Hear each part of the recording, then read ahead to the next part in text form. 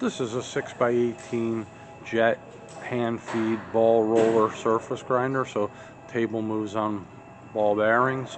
It's got a tape, kind of like a cable for the drive. It's seen very little use, came out of a Votech.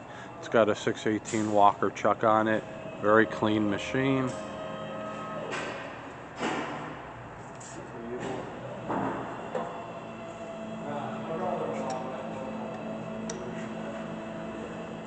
No backlash, frost, and rain, spindle.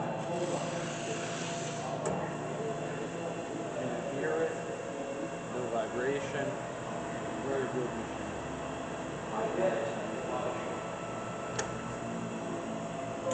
Thank you for watching our video. Just going to go a couple more seconds, this way I'm over a minute. Thank you.